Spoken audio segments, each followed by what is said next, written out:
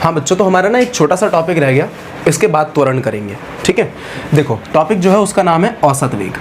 ठीक है, ये औसत वेग क्या होता है? जैसे हमने औसत चाल पढ़ा था उसी प्रकार औसत वेग होता है, लेकिन ये थोड़ा सा डिफरेंट होता है। ठीक है, सिंबल वगैरह सब वही है, वी एवरेज। ठीक है, लेकिन ये थोड़ा सा डिफरेंट होता है।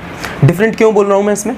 क्योंकि देखो एक चीज़ आप पहले समझ लो कि जब कोई भी वस्तु अपनी जगह से चलना शुरू करती है, अगर किसी भी वस्तु की यात्रा प्रारंभ हो रही है तो उस जगह पर जो उसका वेग होता है उसको हम u से दर्शाते हैं। ठीक है, स्मॉल u से दर्शाते हैं। इतनी बात समझ में आई?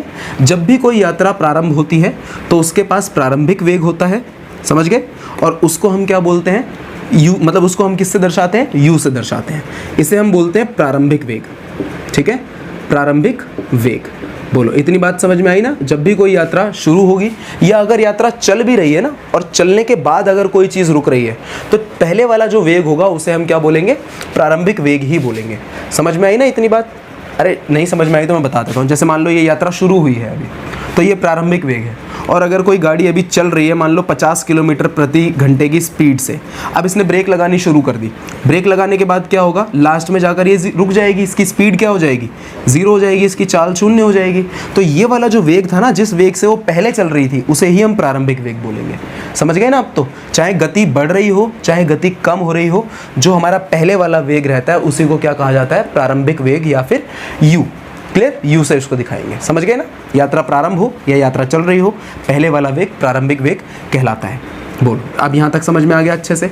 अब जो अंतिम बिंदु होती है, अंतिम बिंदु वाले वेग को हम v से दर्शाते हैं, और जैसा कि इसका नाम है वैसे ही इसको अंतिम वेग भी हम बोलते हैं। ठीक है, जैसे बिंदु है उसी हिसाब से हम इसको अंतिम वेग बोलते हैं। प्रारंभिक बिंदु पर प्रारंभिक वेग, अंतिम बिंदु पर अंतिम वेग। बोलो, क्लियर?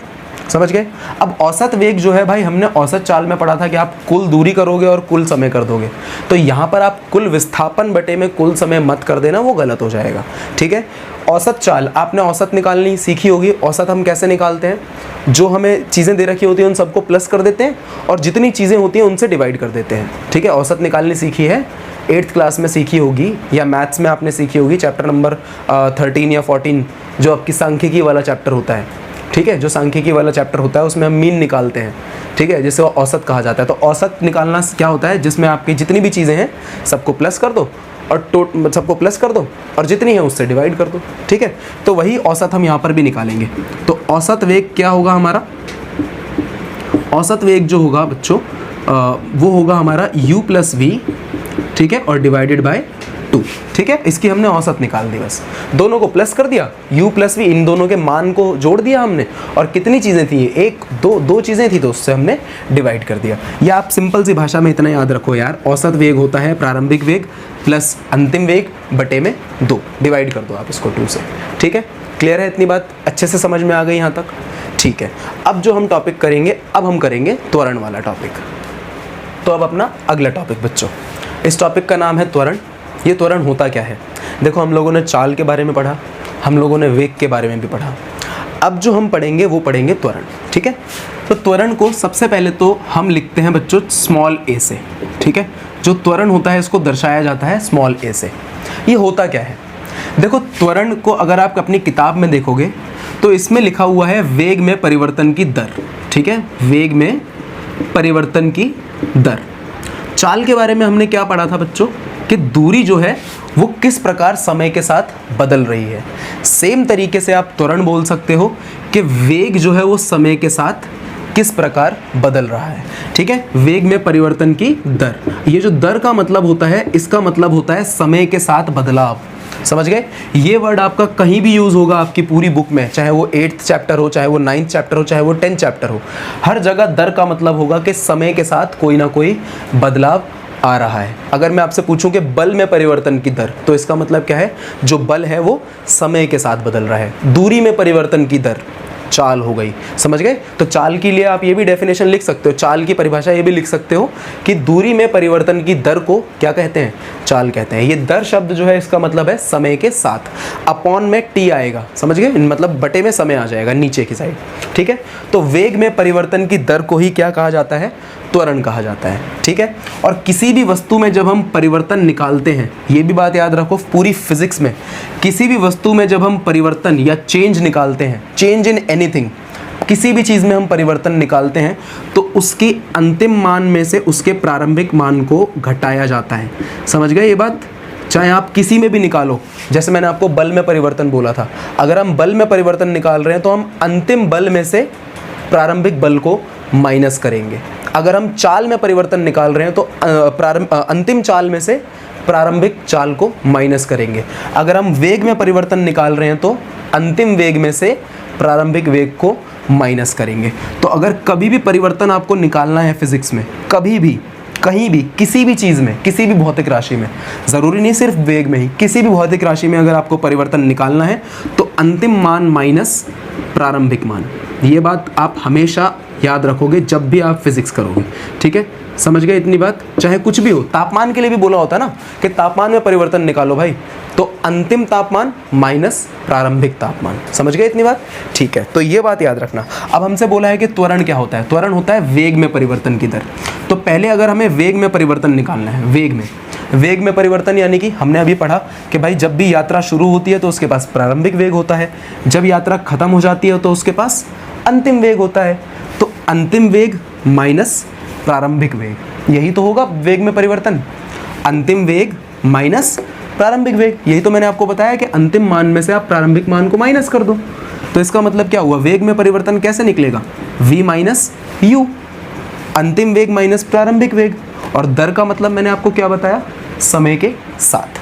तो समय के साथ अगर कोई चीज़ परिवर्तित हो रही है तो उसे हम बोलते हैं परिवर्तन की दर। और वेग में परिवर्तन की दर को ही क्या कहा जाता है बच्चों? त्वरण कहा जाता है। बोलो, समझ में आया?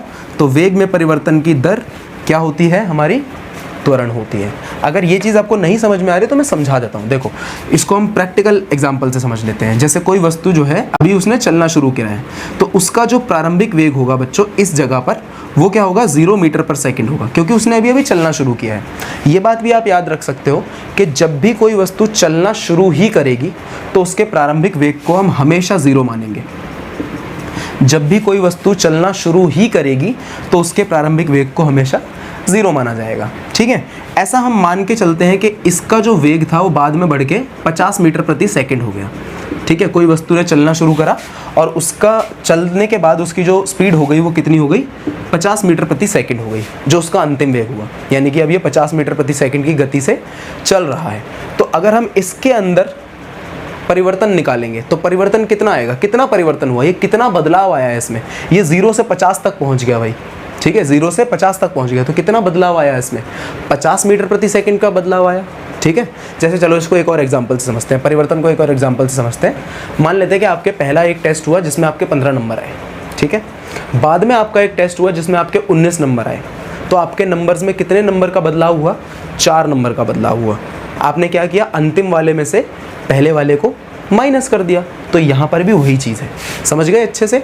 अब समय के साथ त्वरण, मतलब समय के साथ वेग कैसे परिवर्तित हो रहा है, उसी को हम त्वरण बोलते हैं, ठीक है? अब मान लेते हैं कि भाई इसने 50 के बाद ब्रेक लगानी शुरू कर दी। तो ब्रेक लगाने के बाद इसकी जो स्पीड हो गई वो हो गई 30 मीटर प्रति सेकंड, ठीक है? 30 मीटर प्रति सेकंड। तो अब इसके वेग में कितना बदलाव आया? अब इसके वेग में जो बदलाव आया है वो आया है 20 मीटर प्रति सेकंड का। यहाँ पर जो बदलाव आया था वो कितने का आया था? 50 मीटर प्रति सेकंड का, ठीक है? करना है तो करके देख लो। देखो v माइनस यू, अभी तो हमने यही पढ़ा, परिवर्तन का मतलब होता है v माइनस यू। तो v माइनस यू का मतलब क्या हो गया भाई? 50 माइनस 0, कितना आ गया आंसर? 50 मीटर प्रति सेकंड। यानी कि इसमें इतना परिवर्तन आया। इस केस में ये प्रारंभिक वेग हो जाएगा, है ना? ये अंतिम वेग हो जाएगा। तो अब कितने का परिवर्तन आया? 30 माइनस 50 कितना हो गया? 20, माइनस का 20, माइनस 20 मीटर प्रति सेकंड का परिवर्तन आया यहाँ पर। समझ गए अब परिवर्तन क्या होता है? और अगर इसी परिवर्तन को हम समय के साथ बता दें तो उसे क्या बोलते हैं? त्वरण बोलते हैं। क्लियर है अच्छे से? समझ में आ गया त्वरण क्या होता है? त्वरण होता है वेग में परिवर्तन समय के साथ। वेग में परिवर्तन की दर को हम त्वरण कहते हैं। दर का मतलब होता है बटे में समय का आ जाना, ठीक है? किसी भी चीज़ में परिवर्तन निकालोगे तो उसका अंतिम मान माइनस प्रारंभिक मान करोगे। बोलो, समझ में आ गया अच्छे से? यहाँ तक अच्छे से क्लियर है? कुछ पूछना है, कोई डाउट हो तो आप कमेंट कर सकते हो इजीली, ठीक है? कोई दिक्कत नहीं है। और व्हाट्सएप पे भी नंबर्स हैं मेरे, तो आप कोई भी मतलब कभी भी आप कांटेक्ट कर सकते हो, कोई प्रॉब्लम नहीं है अगर आपको कोई भी डाउट आता है तो, ठीक है। चलो, तो ये त्वरण हो गया हमारा। त्वरण होता है वेग में परिवर्तन की दर, फॉर्मूला ये होता है इसका, ठीक है। अब त्वरण का एसआई मात्रक करते हैं भाई। देखो एसआई मात्रक क्या होता है, त्वरण का एसआई मात्रक थोड़ा सा बदल जाता है। अभी तक हमने जो वेग वगैरह का एसआई मात्रक पढ़ा था उसके अंदर हमने क्या पढ़ा था, मीटर प्रति सेकंड। मैं इस फॉर्मूला को थोड़ा सा साइड में लिख देता हूँ, ठीक है, यहाँ लिख देता हूँ इस फॉर्मूला को, A equal to v minus u upon में टी, ठीक है। चलो, अभी हमने ये चीज़ देखी, जैसे मैंने वो एग्जाम्पल ले रखा था 50 और 30 वाला एग्जाम्पल ले लेते हैं। अभी किसी की स्पीड 30 मीटर प्रति सेकंड है और अभी अब जो स्पीड है उसकी चेंज होकर वो 50 मीटर प्रति सेकंड हो गई। इसमें परिवर्तन कितना आया बच्चों, ये मात्रक निकालना सिखा रहा हूँ, बता रहा हूँ कि क्यों मैंने ये लिखा। 50 में से अगर मैं 30 को घटाऊँगा तो मेरे पास जो आंसर आएगा वो 20 आएगा। ये जो 20 है ये भी वेग ही होगा और इसकी भी मात्रक, इसका भी मात्रक मीटर प्रति सेकंड ही होगा, ठीक है। इसका मतलब ये हुआ, कहने का मेरा मतलब ये है कि जब भी हम इसका मात्रक निकालेंगे तो ऊपर में आपको हमेशा मीटर प्रति सेकंड ही लिखना है, क्योंकि परिवर्तन जो होगा, परिवर्तन के बाद भी जो आंसर आएगा वो वेग का ही तो आंसर आएगा, ठीक है। तो समझे इतनी बात। तो ये हो गया आपका मीटर प्रति सेकंड। आपने इसको ऊपर लिख लिया, या इसको मैं ऐसे लिख देता हूँ, मीटर प्रति सेकंड को हम ऐसे भी तो लिख सकते हैं, ठीक है, क्लियर। टाइम, एक टाइम नीचे भी है भाई, एक तो इस वाले का मीटर प्रति सेकंड आया और एक इसका भी तो सेकंड आएगा, तो इसका सेकंड गुणा हो जाएगा इससे। समझ में आ रहा है ना, क्योंकि भाई ऊपर जो आंसर आ रहा है वो वेग का आंसर आ रहा है, इसलिए मीटर प्रति सेकंड आया, मीटर ऊपर और सेकंड नीचे।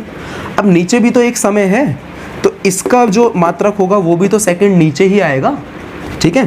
तो उस केस में क्या होगा कि ये मीटर और बटे में सेकंड का स्क्वायर हो जाएगा भाई, सेकंड की पावर 2 हो जाएगी, ठीक है, सेकंड की घात 2, ओके, वर्ग हो जाएगा इसका। तो ये सेकंड जब ऊपर जाएगा, तो मैंने आपको थोड़ी देर पहले सिखाया था कि पावर वगैरह अगर हम ऊपर या नीचे लेकर आते हैं तो उसका साइन बदल जाता है।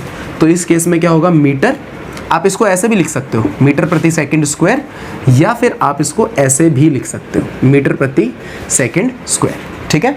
समझ में आया, अच्छे से समझ में आ गया त्वरण क्या होता है, त्वरण की मात्रक कैसे निकालते हैं।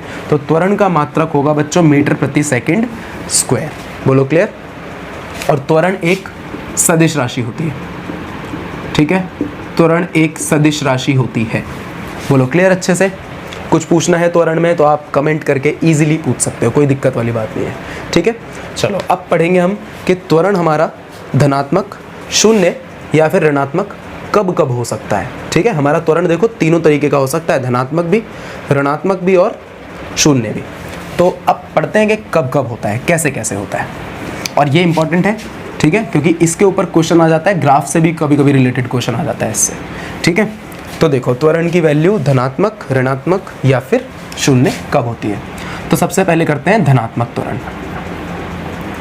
धनात्मक मतलब पॉजिटिव, यानी कि त्वरण का आंसर पॉजिटिव कब आता है। देखो जब भी आपका वेग बढ़ रहा होगा, जब भी आपका वेग बढ़ रहा होगा उस केस में त्वरण हमेशा धनात्मक रहता है, ठीक है। जब भी वेग बढ़ रहा होगा तो उस केस में त्वरण हमेशा धनात्मक रहता है। समझ गए इतनी बात। जब भी वेग बढ़ेगा त्वरण हमेशा धनात्मक रहेगा। कैसे रहेगा मैं बता देता हूँ। देखो जैसे अभी हमने पीछे एग्जांपल लिया था 30 वाला, 30 से कितना बढ़कर हो गया भाई, 50 हो गया। त्वरण का फॉर्मूला बोलो। त्वरण का फॉर्मूला होता है a = v - u अपॉन में t। यहाँ से मान लेते हैं कि इसको इतने में 10 सेकेंड का समय लग गया, ठीक है। तो जब आप परिवर्तन निकालोगे तो बड़े वाले मतलब अंतिम वाले में से अंतिम कितना है, 50 है, और अभी कितना है, पहले कितना था, अंतिम जो है वो 50 है, अभी 50 है, पहले कितना था, वो था 30, ठीक है। यानी कि आपका जो वेग है वो बढ़ गया। यही तो मैंने बोला कि वेग अगर आपका बढ़ रहा है तो त्वरण हमेशा कितना रहेगा, कैसा रहेगा, हमेशा पॉजिटिव रहेगा। समझ में आ रही है ना ये बात, कि अगर वेग बढ़ेगा तो अंतिम जो वेग रहेगा वो उसकी वैल्यू बड़ी आएगी, और बड़े में से जब आप छोटे को घटाओगे तो आंसर हमेशा धनात्मक ही आएगा। यहाँ पर हो गया आपका ये 20 और अपॉन में कितना हो गया 10 से ये कट गया, आंसर कितना आ गया बच्चों 2 मीटर प्रति सेकंड, और यहाँ पर स्क्वायर, ठीक है, 2 मीटर प्रति सेकंड स्क्वायर इसका आंसर आ गया। देखो त्वरण की वैल्यू पॉजिटिव आई है, समझ गए इतनी बात, ठीक है। अब ये ऋणात्मक कब होगा, ऋणात्मक कब होगा ये, देखो ऋणात्मक ये तब होगा जब वेग की वैल्यू यानी कि वेग का जो मान है वो घटना शुरू हो जाए। वेग का मान घटने से क्या होगा, वेग का जो मान है अगर वो घट रहा होगा तो उस केस में जो आपका जो अंतिम मान आएगा वो कम हो जाएगा। देखो जैसे मैं बता देता हूँ, ये 50 हो गया आपका, 50 से हमने मान लिया कि कोई वस्तु अभी 50 पे चल रही है, उसने भाई ब्रेक मारनी शुरू करी और एंड में आते आते उसका जो मान था वो 10 मीटर प्रति सेकंड हो गया। ठीक है, ऐसा मान के चलते हैं। उसका वेग पहले 50 था, वो अभी 50 मीटर प्रति सेकंड की गति से चल रही थी, उसने ब्रेक मारे और ब्रेक मारने के बाद वो 10 मीटर प्रति सेकंड की गति पर आ गया। ऐसा करने में उसको 10 सेकंड का समय लगा। ठीक है, अब निकालते हैं ज़रा परिवर्तन। देखो ज़रा अब त्वरण कितना आएगा, ए का फॉर्मूला होता है v माइनस यू बटे में टी। इस बार जो v है बच्चों वो ये है, क्योंकि प्रारंभ में जो उसका जो वेग था वो ये था, प्रारंभिक वेग ये होगा, अंत में जो उसका वेग है वो अंतिम वेग यानी कि 10 है। तो क्या करेंगे इस बार हम 10 माइनस 50। इतनी मैथ्स तो आपने पढ़ी होगी कि छोटे नंबर में से जब हम बड़े नंबर को माइनस करते हैं तो आंसर जो होता है वो हमारा माइनस का आता है। इतनी मैथ्स तो पढ़ी होगी कि जब भी हम छोटी संख्या में से बड़ी संख्या को घटाते हैं तो आंसर हमेशा माइनस का आता है। इसका मतलब यहाँ पर जो आंसर आएगा वो कितना आया, 50 में से 10 गया तो 40 आया, लेकिन ये 40 किसका होगा आंसर, हमेशा माइनस का होगा। जब भी छोटी में से बड़ी संख्या घटाओगे तो माइनस का आंसर। और नीचे कितना चल रहा है बच्चों, 10 चल रहा है, 10 से इसको काट दो, आंसर कितना आया देखो, -4 मीटर प्रति सेकंड स्क्वायर। तो ये मैं बोल रहा था आपको कि अगर वेग घटना शुरू होगा, पहले मान ज़्यादा है बाद में मान कम है, तो छोटे नंबर में से बड़े नंबर को जब आप घटाओगे, छोटी संख्या में से जब हम बड़ी संख्या को घटाते हैं तो आंसर हमेशा हमारा माइनस का आता है, नेगेटिव आता है, ऋणात्मक आता है। तो इस वजह से जो त्वरण है हमारा वो ऋणात्मक हो गया। ठीक है, धनात्मक कब होगा, जब हमारा वेग बढ़ रहा होगा। ऋणात्मक कब होगा हमारा, जब वेग घट रहा होगा। ठीक है, और शून्य कब होगा। अब आप बच्चे बोलोगे कि भाई शून्य कब होगा, देखो शून्य तब होता है जब वेग में परिवर्तन ना आए। ठीक है, शून्य अगर वेग एक समान चल रहा है, ठीक है, तो ये आता है आपका एक समान वेग में। जब आपका वेग परिवर्तित ही नहीं हो रहा है, बदल ही नहीं रहा है, तो उस केस में जो त्वरण रहता है हमारा वो क्या रहता है बच्चों, एक समान, जो त्वरण रहता है वो हमारा शून्य रहता है, क्योंकि परिवर्तन ही तो है। पहले भी जैसे मान के चलते हैं कि पहले भी कोई वस्तु 50 मीटर प्रति सेकंड की स्पीड से चल रही थी भाई, 10 सेकंड बाद भी वो 50 मीटर प्रति सेकंड की स्पीड से ही चल रही है। ठीक है, ऐसा मान लिया हमने, तो इसके अंदर तो कोई परिवर्तन आया ही नहीं, वेग में तो परिवर्तन ही नहीं आया। और त्वरण क्या होता है, त्वरण वेग में परिवर्तन ही तो होता है, वेग में परिवर्तन की दर। अब जो मतलब वेग में परिवर्तन ही नहीं हो रहा है तो त्वरण कैसे हो जाएगा, देखो आप खुद देख लो, a इक्वल्स टू बाद में भी 50 है तो 50, प्रारंभ में भी 50 था तो 50 बटे में 10, 50 में से 50 गया 0, 0 बटे में 10, कितना आ गया आंसर, 0 आ गया। आया, ठीक है, समझ में आया। धनात्मक कब होगा, जब वेग का मान जब बढ़ रहा होगा तो त्वरण धनात्मक होगा। वेग का मान जब घट रहा होगा तो अंतिम जो मान होगा हमारा वो कम हो जाएगा, छोटी संख्या आएगी, प्रारंभिक संख्या जो होगी वो बड़ी होगी। तो छोटी संख्या में से जब हम बड़ी संख्या को घटाते हैं तो हमारा जो आंसर आता है वो हमेशा नेगेटिव आता है। ओके, और यहाँ पर तो जो वेग है वो परिवर्तित ही नहीं हुआ, पहले भी 50 था अभी भी 50 है, 50 में से 50 घटाओगे तो 0, 0 को तो आप किसी से भी डिवाइड कर लो, 0 ही आएगा आंसर। समझ में आया, इतनी बात समझ में आई अच्छे से। तो धनात्मक त्वरण जब वेग बढ़ेगा, ऋणात्मक त्वरण जब वेग घटेगा, शून्य त्वरण जब वेग एक समान रहेगा। ठीक है, समझ गए इतनी बात, अच्छे से समझ में आया। या तो वेग शून्य होना चाहिए या फिर वेग एक समान रहना चाहिए। अगर दोनों में से कोई भी कंडीशन हो रही है तो त्वरण भी शून्य आएगा। ठीक है, तो बच्चों जब हमारा त्वरण धनात्मक होता है तो इस प्रकार की जो गति होती है उस गति को हम त्वरित गति कहते हैं। क्या कहते हैं उसको, हम त्वरित गति कहते हैं। ठीक है, समझ गए इतनी बात अच्छे से। जब भी आपका जो वेग है वो बढ़ेगा, जब भी आपका त्वरण धनात्मक आएगा तो उस गति को आपने त्वरित गति कहना है, और जब आपका त्वरण ऋणात्मक रहेगा तो उसे अत्वरित गति कहना है। ठीक है, अत्वरित, समझ गए इतनी बात अच्छे से। ठीक है, अत्वरित गति, अत्वरित गति कौन सी होगी, जिसमें आपका त्वरण ऋणात्मक रहे या आपका वेग कम होता जाए। ठीक है, इसे आप मंद भी बोल सकते हो। ठीक है, मंद गति। ठीक है, तो जब भी आपका त्वरण ऋणात्मक रहेगा, वेग घटता चला जाएगा तो उसे अत्वरित गति, और जब वेग बढ़ता रहेगा तो उसे त्वरित गति हम लोग बोलेंगे। इतनी बात क्लियर है अच्छे से। ठीक है, इतना नोट करो, उसके बाद हम करते हैं एक समान त्वरण और असमान त्वरण। ठीक है, पॉज करके, वीडियो पॉज करके नोट कर लेना। हाँ जी, तो बच्चों अब जो हमारा अगला टॉपिक है वो है एक समान त्वरण और असमान त्वरण। जैसे हमने पढ़ा था एक समान गति, ठीक है, और असमान गति, सेम उसी प्रकार से हमारा जो अगला टॉपिक है वो है एक समान त्वरण और असमान त्वरण। देखो सेम चीज़ है यहाँ पर भी। वहाँ पर हमने क्या पढ़ा था कि जब आपकी दूरी समान समय अंतराल के साथ समान रूप से बदल रही है तो उसे हम असमान या एक समान गति कहते हैं। वहाँ पर हमने यही तो पढ़ा था कि भाई समान समय अंतराल था। जैसे हमने पहला मान लिया कि भाई ये जो है पहली यात्रा हमारी ये हो गई, 10 सेकंड का हमने समय अंतराल लिया और अगला समय अंतराल भी 10 सेकंड होगा हमारा। यहाँ पर भी हमने 100 मीटर कवर किया और यहाँ पर भी हमने 100 मीटर कवर किया। यही तो थी एक समान गति, जिसमें समान समय अंतराल के साथ समान दूरी तय कर रहे थे। सेम चीज़ यहाँ पर भी है, बट यहाँ पर क्या होगा, यहाँ पर दूरी नहीं होगी, यहाँ पर वेग में परिवर्तन होगा। ठीक है, समान समय अंतराल में समान वेग में परिवर्तन आने को एक समान त्वरण कहते हैं। किताब में देख लेना, किताब में डेफिनेशन लिखी होगी, नहीं तो मैं यहाँ पर डाल दूंगा वीडियो में। ठीक है, तो एक समान त्वरण किसे कहा जाता है बच्चों? जब समान समय अंतराल के साथ समान रूप से हमारा वेग परिवर्तित हो। जैसे मैं एग्जांपल देता हूँ, समझा देता हूँ आपको। देखो ये ए हो गया, ये बी हो गया और ये सी हो गया। समान समय अंतराल, समय अंतराल का मतलब हमने यहाँ पर मान लो 15 सेकंड का समय ले लिया, 15-15 सेकंड का हम गैप लेके चल रहे हैं। तो वेग में जो परिवर्तन आना चाहिए वो समान रूप से आना चाहिए, यानी कि हर 15 सेकंड में वेग या तो बराबर रूप से घटना चाहिए या बराबर रूप से बढ़ना चाहिए। कैसे? देखो जैसे मान लिया कि हमने यहाँ पर 0 मीटर प्रति सेकंड था, यहाँ से ये चलना शुरू हुआ। 15 सेकंड बाद इसका जो वेग था वो हो गया भाई 50 मीटर प्रति सेकंड। ठीक है, और अगले 15 सेकंड बाद इसका जो वेग था वो हो गया 100 मीटर प्रति सेकंड। ठीक है, तो देखो पहले कितना बदलाव आया, ए से लेकर बी तक अगर हम बदलाव निकालें तो ए से बी तक परिवर्तन कैसे निकालते हैं? परिवर्तन अभी करवाया था थोड़ी देर पहले।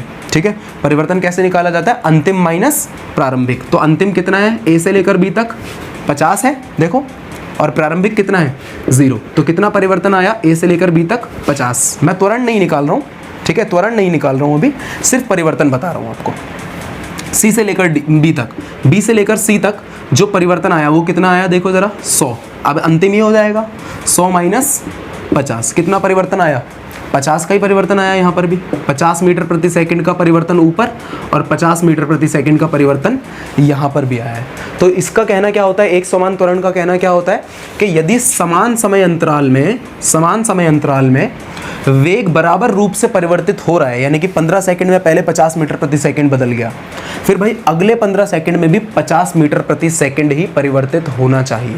ठीक है, तभी हम इसको एक समान त्वरण कहेंगे।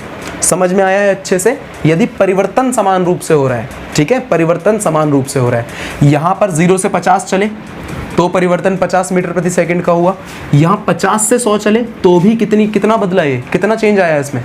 50 का ही तो चेंज आया। अब देखो असमान त्वरण में क्या होगा? असमान त्वरण में ये चीज़ अलग हो जाएगी। जैसे हमने मान लिया कि वो 0 पे चलना शुरू हुआ था और उसकी गति हो गई 50, ठीक है, 50 मीटर प्रति सेकंड उसकी गति हो गई। ये हुआ 15 सेकंड के अंदर, यहाँ पर भी समय अंतराल 15 सेकंड का ही ले लेते हैं।